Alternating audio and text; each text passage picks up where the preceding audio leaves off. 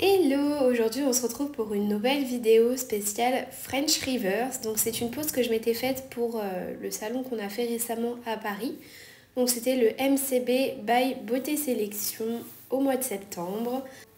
La plupart des filles de l'équipe sont directement passées à l'automne et moi j'ai voulu rester en été avec cette magnifique couleur orange fluo. D'ailleurs là je vous montre le C-Curve, je le trouve incroyable. Moi j'adore ça, les C-Curve. Passons au tuto. Donc je vais effectuer la pose que je vais vous montrer sur YouTube sur l'index. J'ai déjà fait les 3 doigts d'avant. Donc là j'avais déjà préparé mon ongle, c'est-à-dire enlever les cuticules et raccourcir le bord libre. Donc je viens déshydrater avec mon nail prep. Et je vais appliquer une base. Donc moi j'ai choisi la base Ultra Strong. C'est une base assez fluide que j'aime bien appliquer sous des couches de gel. Je vais venir placer mon chablon correctement.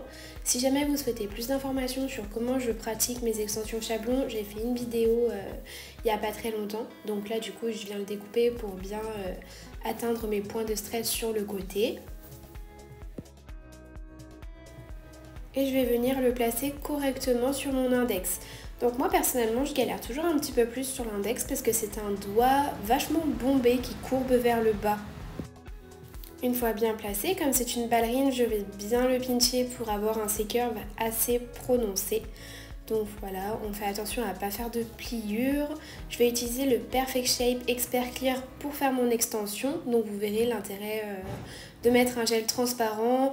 C'est du coup pour faire un effet transparent sur le bout de l'ongle. J'ai trouvé ça beaucoup plus sympa.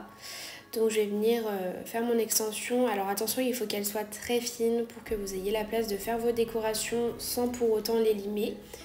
Une fois terminé, je vais venir catalyser et retirer le chablon délicatement vers le bas. Donc voilà, j'ai eu un peu peur, j'ai cru que j'avais fait un trou, mais au final, quand on regarde la ligne droite, ce ne sera pas grave, ce sera rattrapé au limage. Donc voici l'extension. Pour faire la construction, je vais utiliser un acrygel. Donc moi j'ai utilisé le Baby Rose, je trouve ça beaucoup plus simple pour faire des French Reverse. On a beaucoup plus de facilité à faire la corniche. Donc je vais venir déposer ma boule de matière sur mon ongle naturel. Et avec un bâtonnet de buis imbibé de cleaner, je vais venir travailler la matière. Donc là du coup, il ne faut pas trop appuyer. Quand vous remarquez que la matière est trop collante, que ça colle trop à votre bâtonnet, ça veut dire qu'il faut retremper le bâtonnet de buis dans votre cleaner. Alors attention de ne pas en mettre trop parce que du coup le cleaner va changer la texture de l'acrygel et il ne faut pas qu'il devienne trop fluide. Il faut qu'il reste quand même assez pâteux. Donc voilà, il suffit juste de doser le cleaner. Donc là du coup je travaille l'acrygel au niveau des cuticules pour que ça reste un maximum fin. Et là je vais m'attaquer du coup à la corniche. Donc toujours avec mon bâtonnet de buis imbibé de cleaner, je vais venir tapoter pour diriger l'acrygel et faire une jolie corniche.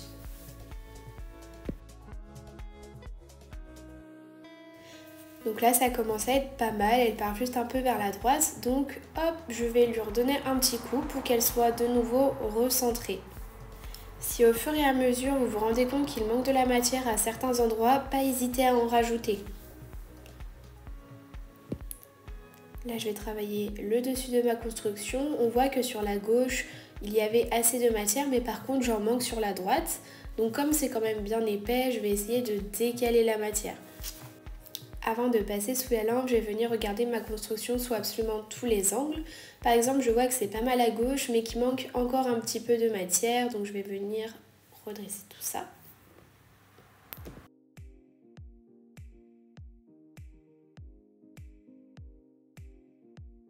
Personnellement, je trouve que plus la corniche est haute, plus on aura de facilité à se travailler au limage. Donc voilà, on voit que c'est bien épais. Une fois que je suis satisfaite, on va venir catalyser et dégraisser. Donc attention à l'extension de ne pas la casser. Il faut être assez délicate. Là, on dirait que je suis vachement brute en vidéo, mais en vrai, c'était pas tant que ça. Et ensuite, avec une lime, je vais commencer à venir limer la corniche. Donc je vous conseille de prendre une lime neuve, tout simplement parce que les bords seront beaucoup plus coupants et du coup, vous aurez beaucoup plus de facilité à travailler en précision.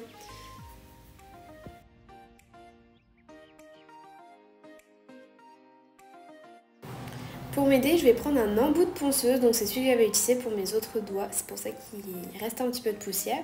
Et je vais venir travailler ma corniche à la ponceuse. Donc je sais qu'il existe des embouts plats spécialement, mais j'en avais pas forcément sous la main et j'avais pas envie de passer une commande juste pour cet embout.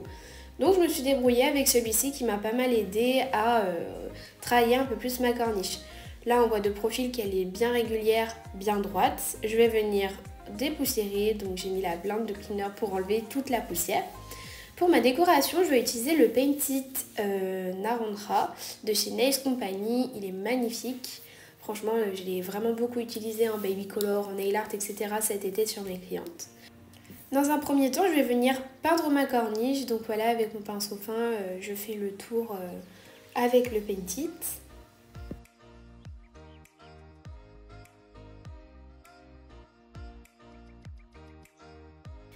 Et ensuite, je vais venir mettre de la matière jusqu'à un petit peu moins la moitié de l'extension, tout simplement parce qu'on va faire un effet de dégradé. Donc là, je mets ma matière de façon un peu carrée.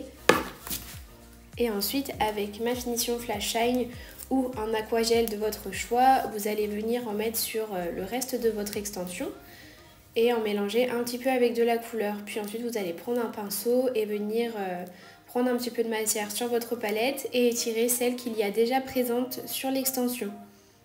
Et aussi, si vous faites doigt par doigt comme moi et que vous voulez pas abîmer vos ongles, je vous conseille de mettre des gants et juste de trouer le doigt sur lequel vous voulez faire votre nail art ou votre construction.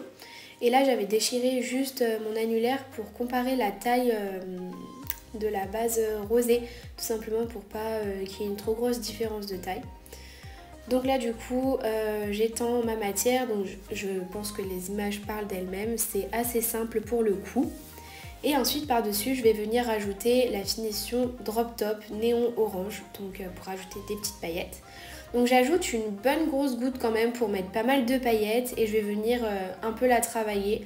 Si jamais je vois qu'à certains endroits ça manque de paillettes, je vais venir rajouter un petit peu de la finition, etc. comme je fais là. Et voilà, puis je trouve que ça donne un effet hyper sympa dans le résultat. J'hésite pas à retourner parce que c'est vrai que comme je l'ai mis en bonne quantité, ça a tendance à bien couler sur les côtés. Ensuite, on va attaquer la deuxième partie de la construction, donc la partie transparente qui va recouvrir notre French Reverse.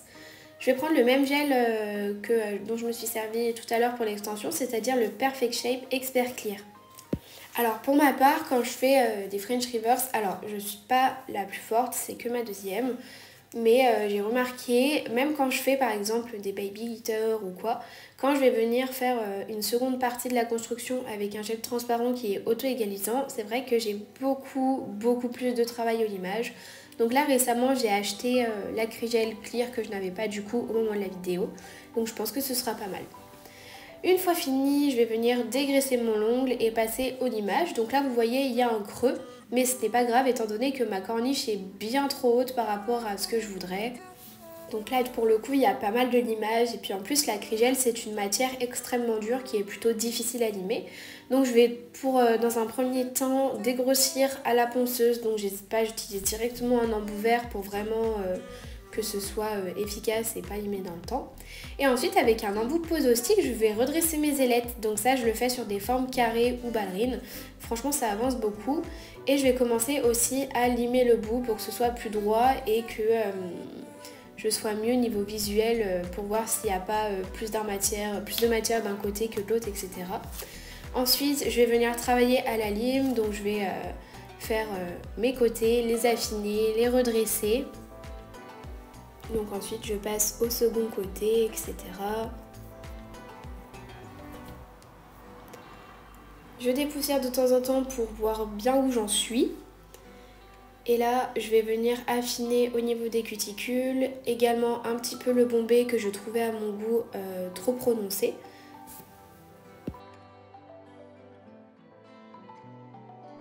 Et ensuite je vais venir regarder mon ongle de face, donc mon sécurve est très joli mais un petit peu trop épais.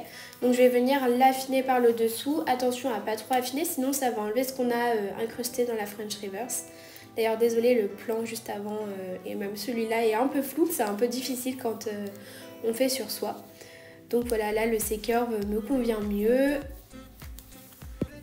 Une fois que le limage de ma construction me convient, je vais venir passer un bon coup de bloc polissoir pour enlever toutes les traces de lime. Donc voilà, de partout on passe notre bloc pour lisser la construction et pas qu'il y ait ni creux ni bosse.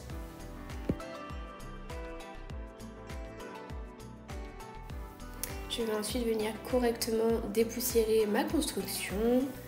Et voilà ce que ça donne une fois tout limé. Donc, alors moi vraiment je fais une fixette sur les séqueurs, j'adore ça. Donc voilà, de profil, de face. Alors moi, sur ce doigt et sur les autres, ça m'est arrivé d'enlever un petit peu de matière sur les côtés en limant. Donc j'ai triché, j'ai rajouté un petit peu de paint par-dessus la construction. Donc là, je vais venir bien enlever la poussière sur le dessus et sur le dessous. Et là, on va passer à l'étape hyper satisfaisante, la mise de la finition qui va du coup révéler la French Reverse. Alors petit conseil, ne la mettez pas trop en fine couche, sinon la moindre poussière ou petite bulle pourrait se voir. Donc moi c'est vrai que je mets une bonne couche et ensuite je vais venir mettre une petite boule de matière et venir la guider un peu comme si je faisais une construction en gel. Et ensuite venir retourner mon doigt à l'envers pour que la finition ne coule pas. Donc voilà le résultat, j'espère que cette vidéo vous a plu. Comme je l'ai dit, je ne suis pas la meilleure en French Reverse, mais j'ai trouvé ça sympa quand même de vous montrer comment j'avais effectué cette pose. Moi personnellement, je suis très satisfaite. En attendant, je vous dis à dimanche prochain pour une nouvelle vidéo. Bye bye!